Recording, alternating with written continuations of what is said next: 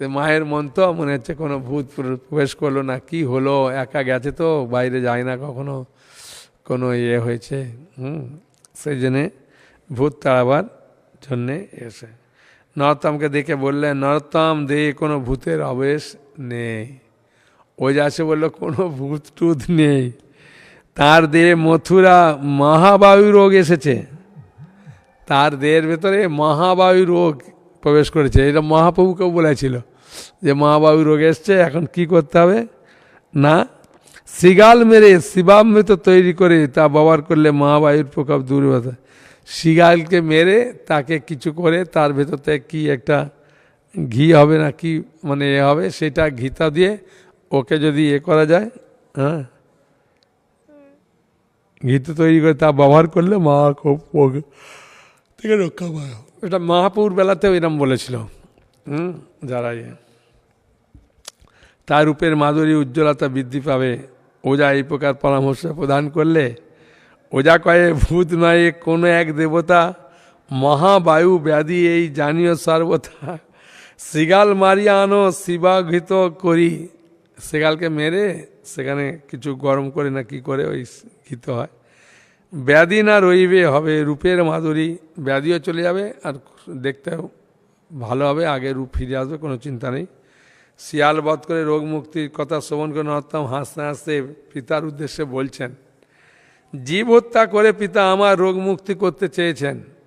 জীবকে হত্যা করে, রাজা না, যে কোনো জায়গা থেকে অনেক শিয়াল মেরে নিয়ে চলে আসবে বললাম, তা রোগ মুক্তি করে আমাকে শিয়াল মেরে আমার রোগ মুক্তি করতে চাও? হ্যাঁ, জীব হত্যা করে পিতা আমার রোগ মুক্তি করতে চেয়েছেন, কিন্তু পুত্র স্নেহে পিতা যদি শৃগাল মারিবে, তুমি যদি শৃগালকে মারবে তাহলে কি হবে বাবা, দেখো ব্যাধি ভালো না হইবে, অধিক বাড়বে, ব্যাধি তো ভালো হবে না, আরও বাড়বে, কিন্তু এ বলে দিলাম। বাবাকে ভয় দেখে দিয়েছে।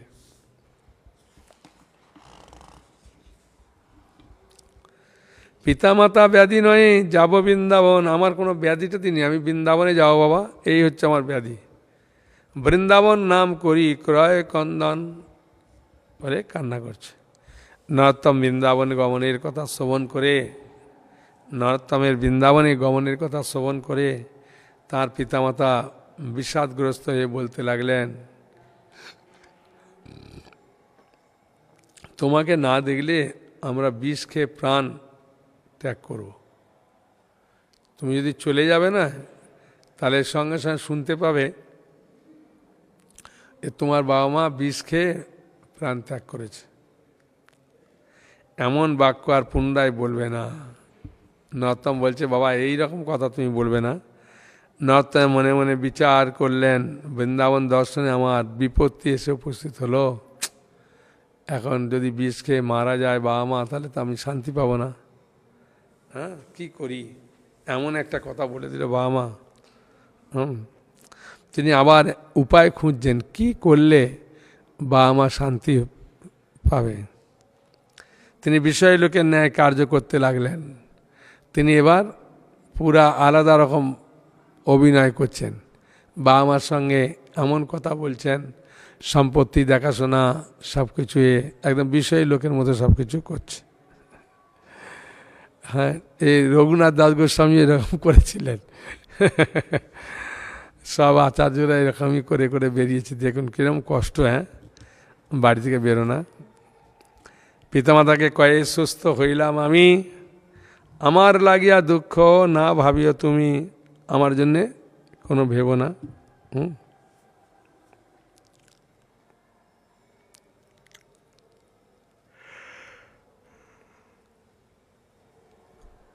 বলছেন পিতামাতাকে কয়ে, সুস্থ হইলাম আমি, আমি সুস্থ, ঠিক আছে, আমার লাগি দুঃখ না ভাবিও তুমি, আর দুঃখ করো না, আমি এখন ঠিক আছে, হয়ে গেলাম। পুত্র নরোত্তম এই বাক্য শ্রবণ করে পিতামাতা আনন্দিত হলেন। পিতাকে বিপাকে পড়ে নরোত্তম রাত্রি হলে চিন্তা করেন, কিভাবে আমি বৃন্দাবন যাব। বৃন্দাবন দর্শন না হলে আমার স্বস্তি নাই, আমার দেহে যে প্রাণ থাকবে না। নিদ্রাশূন্য হয়ে নরোত্তম রাত্রি জেগে এইভাবে বৃন্দাবন গমনের কথা চিন্তায় ব্যাকুল হলেন। হরি হরি কবে হব বৃন্দাবনবাসী, নয়নে নিরখিব যুগল রূপ রাশি। এইভাবে তিনি গানও গাইতেন। হ্যাঁ, নরোত্তম দাসের প্রবল বৈরাগ্য ভাব দর্শন করে পিতামাতা তাকে কড়া পাহারায় রাখেন। পাহারা দেয়। যেন রঘুনাথ দাস গোস্বামীর টোটাল বোধহয় 11 জন ছিল। হ্যাঁ, পাহারাদারকে রান্না করে খাওয়াবে এরমভাবে। রঘুনাথ দাস গোস্বামীকে বিবাহ দিয়েছিলেন, নরোত্তমকে বিবাহ দেয়নি। নরোত্তমের ভাব দেখে বাবা এখন পাহারা দিয়ে আটকে রাখছে। বিবাহের প্রস্তাব করেন। এবারে বিবাহের প্রস্তাব দিচ্ছে, বাবা তা তুমি বিয়ে করো। পরম বৈরাগ্য ভাবাপন্ন নরোত্তম দাস ঠাকুর রাজভোগাদি জনিত বিষয় বার্তায় বিরক্ত বোধ করেন। পুত্রগত প্রাণ পিতামাতা রক্ষক দ্বারা নরোত্তমকে বন্দি প্রায় করে রাখলেন। নরোত্তমের একমাত্র চিন্তা তিনি গৃহবন্ধন মোচন করবেন।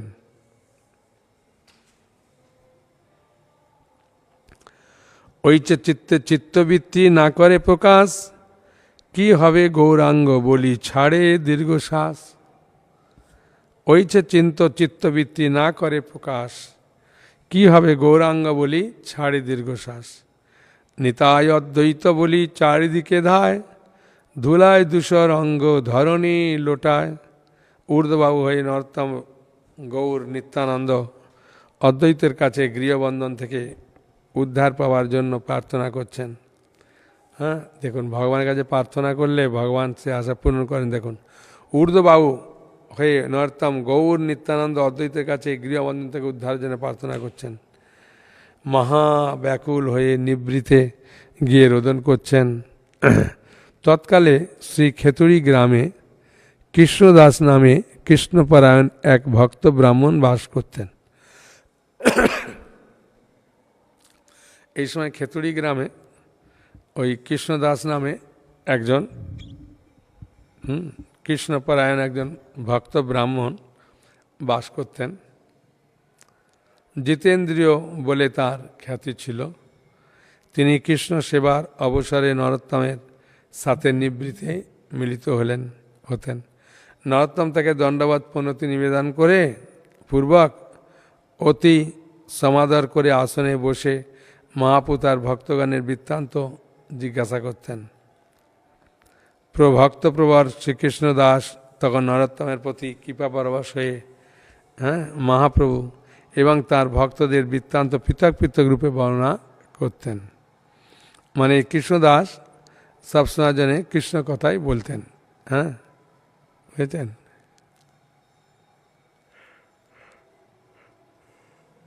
মহাপ্রভু আর তার ভক্তগণের বৃত্তান্ত শ্রবণ করতেন এই কৃষ্ণদাসের মুখ থেকে। ভক্তপ্রবর কৃষ্ণদাস তখন নরোত্তমের প্রতি কৃপা পরবশ হয়ে মহাপ্রভু তার ভক্তদের বৃত্তান্ত পৃথক পৃথক রূপে বর্ণনা করতেন এক একটা ভক্তের কাহিনী। পরিশেষে শ্রীনিবাস আচার্যের প্রেমভক্তিময় চরিত্র বর্ণনা করেন। শেষে শ্রীনিবাস আচার্যেরও কাহিনী বর্ণনা করেন। কৃষ্ণদাস বললেন, কিছুদিন হলো তিনি মহাপ্রভু তার ভক্তগণের কৃপা আদেশে ব্রজমণ্ডলে গমন করেছেন। কৃষ্ণদাস বললেন যে কিছুদিন হলো শ্রী মহাপ্রভু এবং তার ভক্তগণের কৃপা আদেশে ব্রজমণ্ডলে গমন করেছেন। শ্রীনিবাস আচার্যের মধুর চরিত কথা শ্রবণ করে নরোত্তম দাস ঠাকুর মনে মনে বলতে লাগলেন, শ্রীনিবাস আচার্যের এই প্রসঙ্গে শুনিতে স্বাভাবিক প্রেমের উদয় হইল চিত্তে। নরোত্তম ব্যগ্র হইয়া চিন্তে মনে মনে ব্যগ্র হয়ে চিন্তে মনে মনে না জানি ইয়ার সঙ্গ পাব কতদিনে। এই নরোত্তমের যখন শ্রীনিবাস আচার্যের জীবনচরিত শুনলেন তখন তার মনে হৃদয়ে হলো যে আমি কবে ওর সঙ্গ পাব, কবে ওর কৃপা পাব। হ্যাঁ, তা বারবার তিনি চিন্তা করছেন।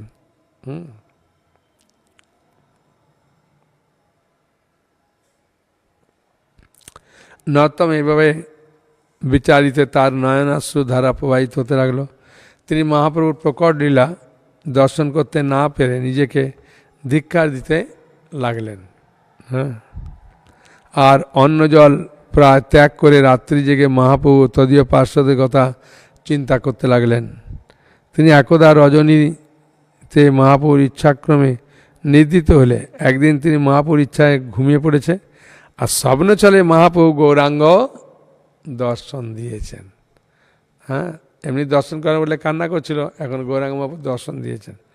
কীরকম রূপে দর্শনটা দিলেন সেটা বলি, খুব আনন্দ পাবেন। কী রকম রূপে মহাপ্রভু তাকে দর্শন দিয়েছিলেন। শ্রবণে কুণ্ডল গণ্ড ঝলমল করে, কপালে তিলক তায়ে কেবা প্রাণ ধরে। কপালে খুব সুন্দর উজ্জ্বল তিলক, কানে খুব সুন্দর কুণ্ডল, ভাং ধনু নয়ন কমল কামফান্দ, হাসি মিশা মুখ যিনি পূর্ণিমার চাঁদ। ওই তার চোখ মুখ সব কিছু দেখে সবাই খুব আকৃষ্ট হয়ে গেল, এত সুন্দর। হ্যাঁ, কার? মহাপ্রভুর। আজ অনুলম্বিত বাহু বক্ষ পরিসর, কম্বু কণ্ঠে নানা মণিহার মনোহর। খুব সুন্দর গলায় সুন্দর মালা আছে এবং দেখতে খুব সুন্দর, আর হাত দুটো যেন প্রভুর হাঁটু স্পর্শ করছে। মহাপ্রভু এ হেন অপূর্ব শোভা দর্শন করে নরোত্তমের প্রেমাশ্রু বিগলিত হল। তিনি ভূমিতে পতিত হয়ে মহাপুরুষ শ্রীচরণে দণ্ডবাদ প্রণতি নিবেদন করলে মহাপ্রভু তখন নরোত্তম মস্তকে শ্রীচরণ ধারণ করলেন। মহাপ্রভু এ হেন অপূর্ব শোভা দর্শন করে নরোত্তম প্রেমাশ্রু বিগলিত হল। তিনি ভূমিতে পতিত হলেন, মহাপুরুষ শ্রীচরণে দণ্ডবাদ প্রণতি নিবেদন করলেন। মানে স্বপ্নেই মহাপ্রভুকে চরণে দণ্ডবাদ করেছেন। আর মহাপ্রভু তখন নরোত্তমের মাথায় তার চরণটা রেখেছে। তারপর দু বাহু প্রসারিত করে মহাপ্রভু গৌরাঙ্গ তাকে তুলে আলিঙ্গন করেছে। পরিপূর্ণের সময়ে পরমাধরে মধুর বচনে বললেন, মহাপ্রভু বলছেন, তোমার আরতি ভরা রোদনে আমি তোমার নিকট উপস্থিত হয়েছি। তুমি শীঘ্রই বৃন্দাবনে গমন করে লোকনাথ স্বামীর গোস্বামীর শিষ্যত্ব বরণ করো। ঠিক আছে? তিনি তোমাকে আনন্দিত হয়ে দীক্ষা মন্ত্র প্রদান করবেন। তোমার দ্বারা আমি অনেক কার্য সাধন করব। মহাপ্রভু বললেন, তোমার দ্বারা আমি অনেক কার্য সাধন করব। এ কথা বলতেই নরোত্তমের নিদ্রা ভঙ্গ হলো। নিদ্রা ভঙ্গে তিনি মূর্ছিত হয়ে পড়লেন। মহাপ্রভুর অদর্শনে ব্যাকুল হয়ে তিনি ভূমিতে গড়াগড়ি দিতে লাগলেন। শ্রীমন মহাপ্রভুর ইচ্ছায় আবার পুনঃ নরোত্তম নিদ্রা আকর্ষণ করে সমনবেশে এলেন। আবার নরোত্তম এরম করতে করতে ঘুমিয়ে পড়েছে।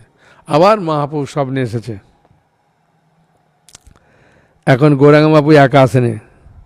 গৌরাঙ্গবাবু এসে কে কে এসেছে দেখুন। স্বপ্নে মহাপ্রভু গৌরাঙ্গদেব সপরিকরে নরোত্তমকে নবদ্বীপ লীলা দর্শন করালেন। একদিন কীর্তন করতে করতে নবদ্বীপের যত লীলা আছে নরোত্তমকে দেখিয়েছেন। আর এই নরোত্তম যখন গিয়েছিলেন একাচক্র ধামে, তখন নিত্যানন্দ প্রভু সব দেখিয়েছিলেন একটা বৃদ্ধ রূপ ধারণ করে। হ্যাঁ, আর এখানে মহাপ্রভু তার পরিকরদের নিয়ে কীর্তন সহকারে সব দেখালেন।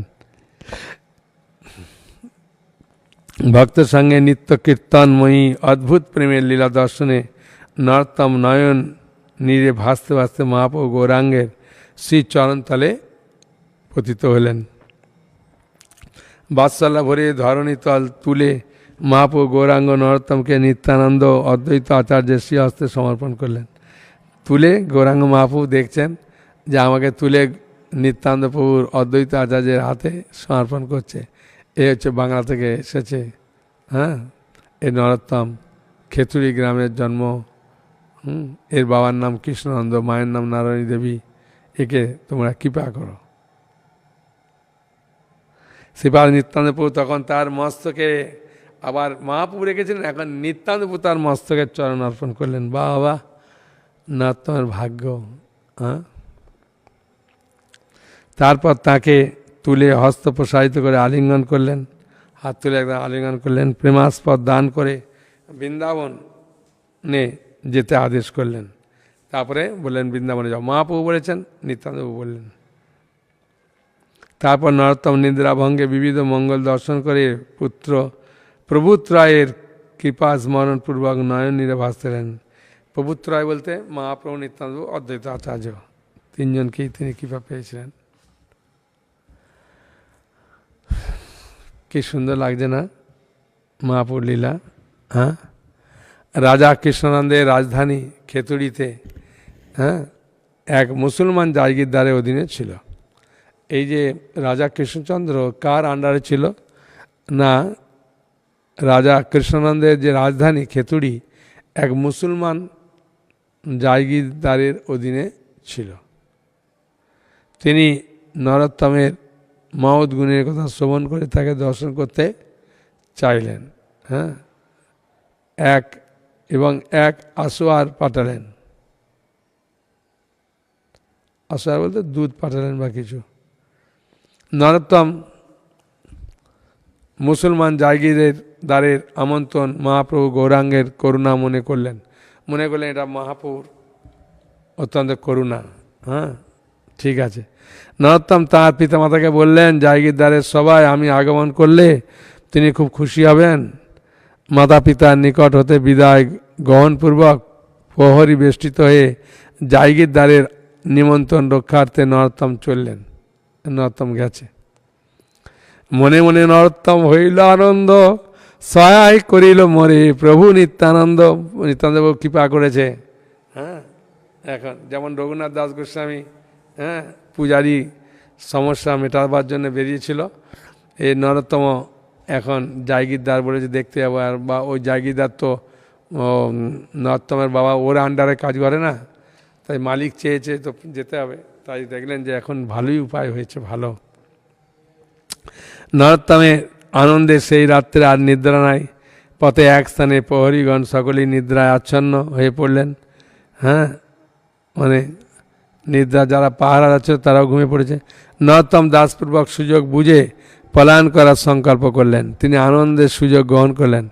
বড় দয়া কহিলা মরে প্রভু নিত্যানন্দ, উদ্বেগেতে নিদ্রা নাই মনের আনন্দ। সেই কালে লোকগণের নিদ্রা বড় হইল, উঠে নিত্যানন্দ বলি বাইর হইল। নিত্যানন্দ বলে ঘরে বেরিয়ে গেছে। নরোত্তম বৃন্দাবনের অভিমুখে বনপথে চলতে লাগলেন। পথে চলতে চলতে তিনি ক্রমে ক্লান্ত অবসন্ন হয়ে পড়লেন। এদিকে সর্বত্র প্রচার হলো যে রাজপুত্র নরোত্তম পালিয়ে ব্রজপুরে গমন করেছে। খবর তো যাবে। তিনি মহাপ্রভু গৌরাঙ্গের গুণ স্মরণ করতে করতে নির্বিঘ্নে পথ চলতে লাগলেন। পথ চলতে চলতে 12 বর্ষীয় নরোত্তম অনাহারে দেহমন শীর্ণ হয়ে পড়ল। এক বৃক্ষতলে নিদ্রিত হলেন।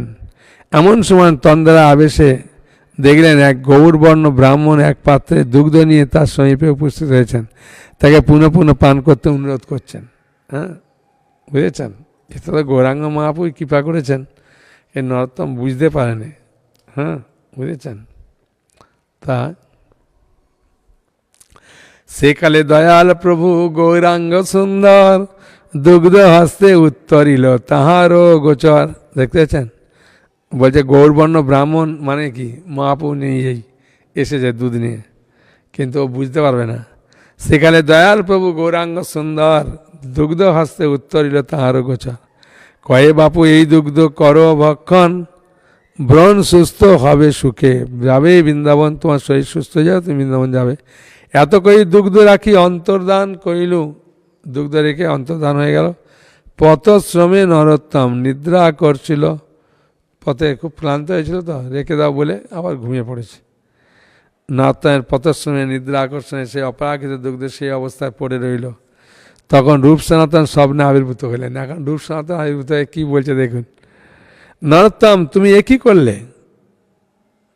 মহাপ্রভু গৌরাঙ্গ স্বয়ং তোমার জন্য দুগ্ধ বহন করে এনে দিলেন, আর তুমি তা পান না করে উপেক্ষা করলে। তুমি দুগ্ধ পান না করে সুস্থ হয়ে বৃন্দাবনে গমন করো। একথা বলি অন্তর্ধান হলেন রূপসনাতন। নরোত্তম এই প্রকার স্বপ্ন পেয়ে চমকে উঠলেন। অপরাগিত দুগ্ধ পান করে পুনরায় যেন শক্তি ফিরে পেলেন। এবার তিনি পথ চলতে চলতে কাশীতে উপস্থিত হন। সেখানে এসে বিশ্বেশ্বর মহাদেব দর্শন করেন, মহাপ্রভু লীলাশ্রী দর্শন করেন। তারপর তীর্থরাজ প্রয়াগে এসে ত্রিবেণীতে স্নান পূর্বক ক্রমে পথ চলতে চলতে মথুরায় আসেন। এইভাবে নরোত্তম গৃহত্যাগ করে মহাপুর সঞ্চারিত শক্তির দ্বারা রাজ্যের দ্বারে, হ্যাঁ, সঞ্চারিত শক্তির দ্বারা ব্রজের দ্বারে এসে উপস্থিত হলেন। তাহলে ওই জায়গিরদারের খোঁজ করতে গিয়ে মানে যাবে বলে ওখান থেকে বেরিয়ে গিয়ে বনপথে গেলেন, এক জায়গায় বিশ্রাম নিচ্ছিলেন। মহাপুরুষ সেখানে দুধ দিলেন, যে দুধ খেলেন না। রূপ সনাতন স্বপ্ন দিলেন যে দুধ খেয়ে না, খেয়েছেন, খাওয়ার পরে শক্তি পেয়েছে। কোথাও মথুরা হয়ে কাশীতে বিশ্বনাথ দর্শন করেছেন, তারপর মথুরা হয়ে এখন বৃন্দাবনের কাছে পৌঁছেছেন। নরোত্তম মথুরা ভূমিতে এসে ভূতের